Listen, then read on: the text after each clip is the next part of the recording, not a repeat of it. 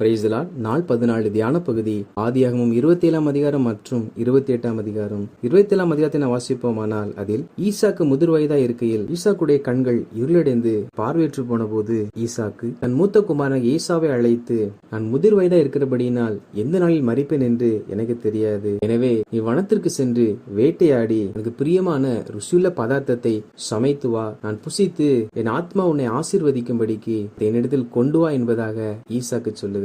ஏசா வேட்டையாட சென்ற பொழுது இதை ரெபெக்காள் கேட்டு யாக்கோபினிடத்தில் போய், உன் தகப்பன் ஏசாவை ஆசீர்வதிக்க போகிறார், எனவே நீ ஏசாவை போல வேடமணிந்து நான் சமைத்து தரும் பதார்த்தத்தை தகப்பனிடத்தில் கொடு, அவரதை புசித்து உன்னை ஆசீர்வதிப்பார் என்பதாக சொல்லுகிறார். யாக்கோபோ, தகப்பனார் என்னை தடவி பார்ப்பார், அப்பொழுது நான் யாக்கோப் என்று அறிந்தால் என் மேல் ஆசீர்வாதத்தை அல்ல சாபத்தே வரப்பண்ணி கொள்வேன் என்பதாக சொல்லுகிறான். அப்பொழுது ரெபெக்காள், என் சொல்லை கேள் என்று சொல்லி யாக்கோபிடத்தில் சொல்லுகிறார். இருவரும் ஈசாக்குடைய பிள்ளைகள் தான்.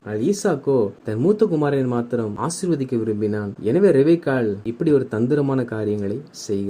யாக்கோபும் தாயுடைய வார்த்தைக்கு கீழ்பட்டு தன் மந்தைக்கு போய் 2 வெள்ளாட்டுக்குட்டிகளை கொண்டு வந்தான். அதை ரெபெக்காள் ஈசாக்குக்கு பிரியமானபடி சமைத்து கொடுத்தாள். ஈசாக்கு யாக்கோபை தடவி பார்க்கும் பொழுது கண்டு கொள்ள கூடாது என்பதற்காக வெள்ளாட்டுக்குட்டியின் தோலை யாக்கோபின் கையிலையும் கழுத்திலையும் போட்டாள். அதே போல ஏசாவுடைய வஸ்திரத்தையும் யாக்கோபு கொடுத்தினாள். யாக்கோபு அவைகளை கொண்டு போய் கொடுத்து தன் தகப்பனிடத்தில் என்னை ஆசீர்வதியும் என்பதாக கேட்கும் பொழுது, யாக்கோபு இத்தனை சீக்கிரமே உனக்கு இது எப்படி கிடைத்தது என்று கேட்க, உம்முடைய தேவனாய கர்த்தர் எனக்கு நேரிட பண்ணார் என்பதாக யாக்கோபு சொல்லுகிறார். இந்த அநேகர் தாங்கள் செய்த தப்பிதத்திற்கும் கூட கர்த்தர் தான் எனக்கு உதவி செய்தார் என்பதாக சொல்லுவார்கள். கர்த்தர் ஒரு நாளும் அநீதியான முறையில் தவறான பாதையில் தம்முடைய ஜனங்களை அவர் நடத்துகிறவர் அல்ல.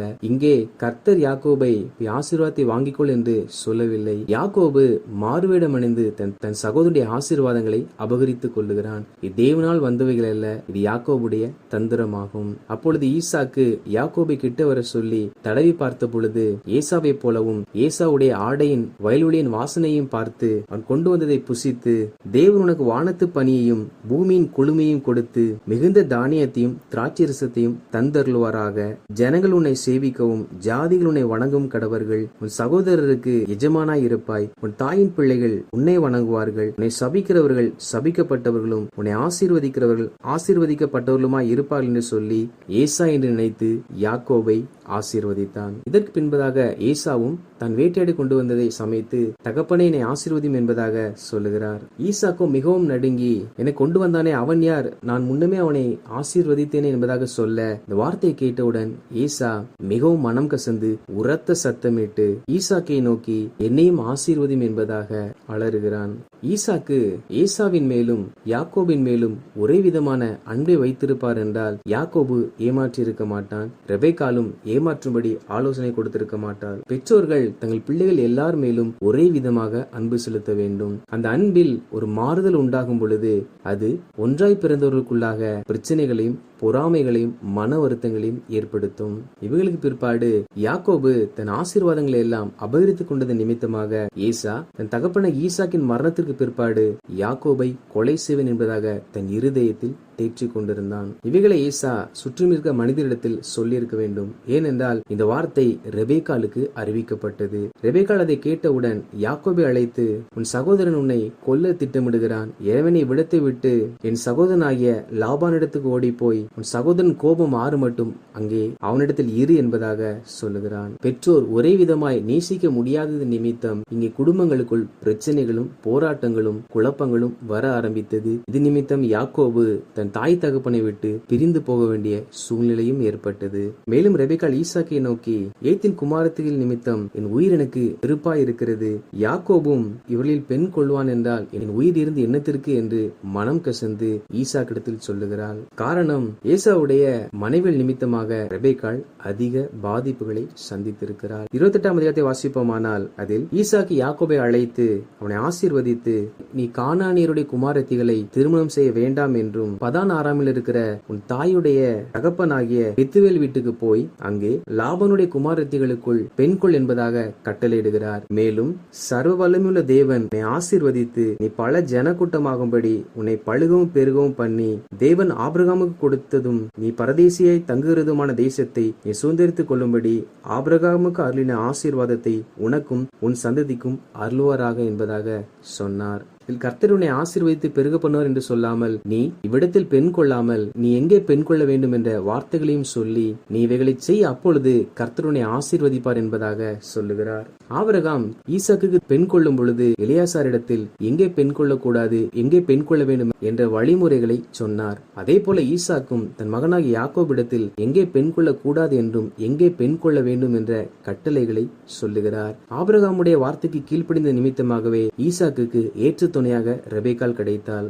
எனவேதான் அந்த குடும்பம் ஆசீர்வதிக்கப்பட்ட குடும்பமாக அவர்கள் பள்ளியை பெருகினார்கள். அதே போல யாக்கோபுக்கும் ஏற்று துணை வர வேண்டும் என்ற வழிமுறைகளை ஈசாக்கு சொல்லிக் கொடுக்கிறார். ஈசாக்கு யாக்கோபை ஆசீர்வதித்ததையும் கானானிய குமாரத்திகளில் பெண் கொள்ள வேண்டாம் என்று சொன்னதையும் ஏசா கண்டபோது கானானியுடைய குமாரத்திகள் தன் தகப்பனுக்கு ஆகாதவள் என்பதை அவன் அறிந்தது நிமித்தமாக ஏசா நெபோயாத்தின் சகோதரியுமாகிய மகலாத் என்னும் இன்னொரு ஸ்திரியையும் விவாகம் பண்ணினான். இவைகளுக்கு பின்பு யாக்கோபு அவ்விடத்தை விட்டு ஆரனுக்கு போக பிரயாணம் பண்ணி லூஸ் என்ற இடத்திற்கு வந்து அங்கே சூரியன் அஸ்தமித்தபடியினால் நித்திரை செய்கிறான். அப்பொழுது யாக்கோபுக்கு ஒரு சொப்பனம் உண்டாகிறது.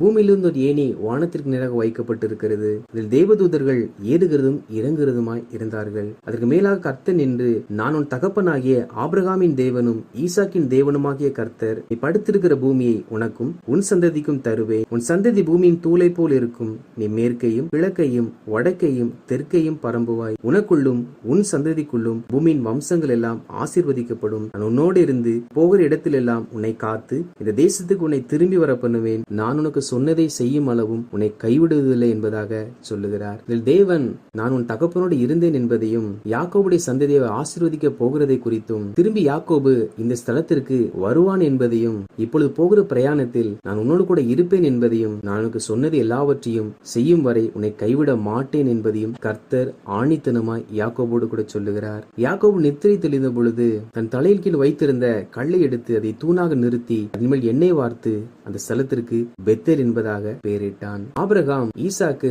எப்படி கர்த்தருக்கு பலிபீடங்களை கட்டி கர்த்தரை தொழுது கொண்டார்களோ அதே போல யாக்கோபு இங்கே கர்த்தரை தொழுது கொள்ளுகிறதை நம்மால் வாசிக்க முடியும். அப்பொழுது யாக்கோபு தேவனை நோக்கி, தேவன் என்னோடு இருந்து நான் போகிற இந்த வழியிலே என்னை காப்பாற்றி உண்ண ஆகாரமும் உடுக்க வஸ்திரமும் எனக்கு தந்து என்னை என் தகப்பன் வீட்டுக்கு சமாதானத்தோடு திரும்பி வர பண்ணுவாரானால் கர்த்தர் எனக்கு தேவனாய் இருப்பார். நான் தூணாக நிறுத்தின இந்த கல் தேவனுடைய வீடாகும். தேவரீர் எனக்கு தரும் எல்லாவற்றிலும் உமக்கு தசமபாகம் செலுத்துவேன் என்று சொல்லி பொருத்தனை பண்ணி கொண்டான். தகப்பன் வார்த்தைக்கு கீழ்ப்படிந்து யாக்கோபு செல்லுகிறார். யாக்கோபு தகப்பனுடைய வார்த்தைக்கு கீழ்ப்படிந்து செல்வது நிமித்தமாக தேவன் யாக்கோபோடு கூட தாம் செய்ய போவதை அறிவிக்கிறார். அதை வார்த்தையை கேட்டவுடன் யாக்கோபு நன்றி செலுத்தி அமைதியாக இராமல், நான் போகிற வழியில் தேவனே நீர் என்னோடு கூட இருக்க வேண்டும், என்னை காப்பாற்ற வேண்டும், எனக்கு உண்ண உணவும் உடுக்க வஸ்திரமும் கொடுக்க வேண்டும், என் தகப்பனுடைய வீட்டிற்கு சமாதானத்தோடு திரும்பி வர பண்ண வேண்டும், அப்படி நீ செய்வீர் என்றால் நீரே எனக்கு என்றென்றைக்கும் தேவனாய் இருப்பீர் என்பதாக சொல்லுகிறான். மேலும் நான் உமக்கு எல்லாவற்றும் தசமமாக செலுத்துவேன் என்பதாக யாக்கோபு பொருத்தனை செய்து ஜெபிக்கிறார். இங்கே யாக்கோபுக்கு பொருத்தனை செய்து ஜெபிக்க வேண்டும் என்ற கட்டளையை தேவன் தரவில்லை. யாக்கோபாக நான் தசமபாகம் கொடுப்பேன் என்பதாக சொல்லி தேவனிடத்தில் பொருத்தனை பண்ணி ஜெபிக்கிறார். ஆபிரகாம் தசமபாகம் கொடுத்ததை போல யாக்கோபும் யாரும் கட்டளையிடாதிருந்தும் நான் தசமபாகம் செலுத்துவேன் என்பதாக மன உற்சாகமாய் சொல்லுகிறார். வாசித்த இந்த அதிகாரிகளின்படி கர்த்தருடைய ஜனங்களாகிய நாம் நம்முடைய பிள்ளைகளில் பாரபட்சம் பார்க்காமல் எல்லாரையும் ஒரே விதமாய் நேசிக்க வேண்டும். எல்லாருக்கும் நாம் செய்கிற காரியங்களில் வயது வித்தியாசம் கூட பாராமல் சரிசமமாய் எல்லாவற்றையும் வழங்க வேண்டும். நாம் செய்கிற எல்லாவற்றிற்கும் தேவன் தான் இதை செய்தார் என்று சொல்லி நம் தவறான வழிகளையும் பாவங்களையும் செய்வதற்கு தேவனுடைய நாமத்தை ஒரு நாளும் வீணிலே வழங்கக்கூடாது. யாக்கோபு ஏசாவுடைய ஆசீர்வாதத்தை தந்திரமாய் ஏமாற்றி பெற்றுக்கொண்டதை போல ஒரு நாளும் நாம் பிறருடைய காரியங்களை, பிறருடைய ஆசீர்வாதங்களை அபகரித்துக் கொள்ள நினைக்க கூடாது. திருமண விஷயத்தில் நம்முடைய அபிப்பிராயம் அல்ல, நாம் பெற்றோர் சொல்லுகிறபடி வேதத்தின்படி நாம் தேவனை அறியாதவர்களே அல்ல, ரட்சிக்கப்பட்ட கர்த்தருடைய வார்த்தைக்கு கீழ்ப்படுகிற அப்படிப்பட்டவர்களை தான் ஏற்ற துணையாக மாற்றிக்கொள்ள வேண்டும். நாம் கர்த்தருடைய வார்த்தைக்கு கீழ்ப்படிவோம் என்றால், நாம் தேவன் நமக்கு வைத்த பாதையில் சரியாக செல்லுவோம் என்றால், தேவனாய கர்த்தர் சமயத்தில் நமக்கு வார்த்தைகளையும் தரிசனங்களையும் வெளிப்படுத்துவார். அப்படி கர்த்தர் நமக்கு செய்ய போகிற வாக்குத்தத்தங்களை வெளிப்படுத்தும் பொழுது நாம் நன்றி ஆண்டவரே என்று சொல்லி ஒரே வார்த்தையில் அதற்கு முற்றுப்புள்ளி வைக்காமல் நமக்கு சொன்னதை செய்வேன் என்று வாக்கு பண்ண அந்த தேவனுக்கு நாம் நம்மால் இயன்றவரை பொருத்தனைகளை செலுத்தி தேவனோடு கூட இருக்க ஐக்கியத்தில் இன்னும் அதிகமாக நாம் வளர முயற்சிக்க வேண்டும். ஆண்டவர் கர்த்தர் தாமே நாம் வாசித்த இந்த அதிகாரங்களின்படி ஒவ்வொருடைய வாழ்க்கையும் அவர் பழுகி பெருகச் செய்வாராக. ஆமேன்.